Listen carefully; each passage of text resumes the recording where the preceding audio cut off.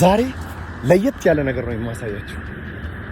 አሁን የሚገኘው ኤባን የመጀመሪያ ደረጃ ሆስፒታል ውስጥ ነው። ሆስፒታሉ በፊትም ተወዳጅ የነበረ ሲሆን አሁን ደግሞ ከተማችን ላይ የሌሉ አዳዲስ ማሽኖችን በማስገባት አገልግሎቱን መስጠት ጀምረዋል። ማሽኖቹ ምን አይነት ናቸው የሚለውን ደግሞ ወደ ውስጥ ገብተን ማሽኖቹን አብረን እናያለን። አሁን የሚገኘው የቀዶ ሕክምና ክፍል ውስጥ ነው የሚገኘው። ይህ ክፍል ውስጥ እንግዲህ የተለያዩ ለየት ያሉ ማቴሪያሎች በቅርብ ጊዜ ከውጭ ሀገር የገቡ ማቴሪያሎች ከጀርባ ይገኛሉ።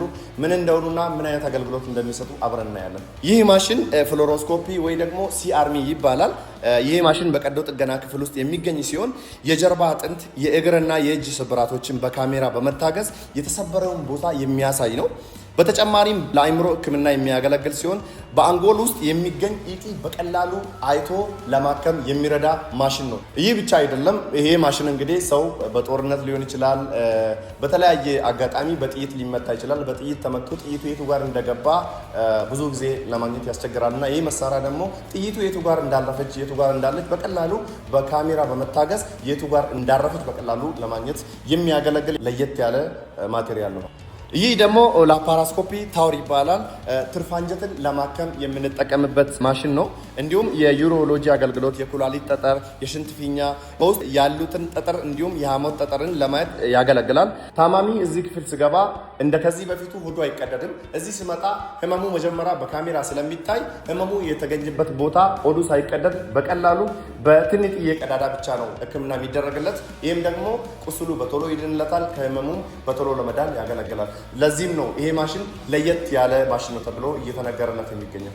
ይህ ደግሞ ኢንዶስኮፒ እና ኮሎኖስኮፒ ይባላል። ኤባን የመጀመሪያ ደረጃ ሆስፒታል ካስገባቸው መሳሪያዎች ለየት ያለና ዘመናዊ መሳሪያ ነው። ይህ እንግዲህ የትልቁን አንጀትና ጨጓራ ካንሰር ምርመራ ለማድረግ የምንገለገልበት መሳሪያ ነው። ምርመራውን በካሜራ በመታገዝ ስለሆነ በሽታውን በቀላሉ ለማግኘት ይረዳናል። ምርመራውም የሚደረገው በአፍና በመቀመጫ በኩል ካሜራ በማስገባት የሚሰጥ ልዩ የሕክምና ዘዴ ነው። ኤባን የመጀመሪያ ደረጃ ሆስፒታል ካስገባቸው ለየት ያሉ መሳሪያዎች ይሄኛው ደግሞ ሲቲ ስካን ይባላል። እጅግ ዘመናዊና በጅማ ከተማ የመጀመሪያው የሆነ ማሽን ነው። የሰው ልጅ አካላትን 80 ቦታ ከፋፍሎ የሚያሳይ ሲሆን ይህ ደግሞ በአርቲፊሻል ኢንተለጀንስ ወይ ደግሞ በኤአይ ታግዞ ሕክምና የሚሰጥ ማሽን ነው። ለየት ያለ ነገር ነው። የሰው ልጅን አካላት 80 ቦታ ለያይቶ የሚያሳይ ማሽን ነው።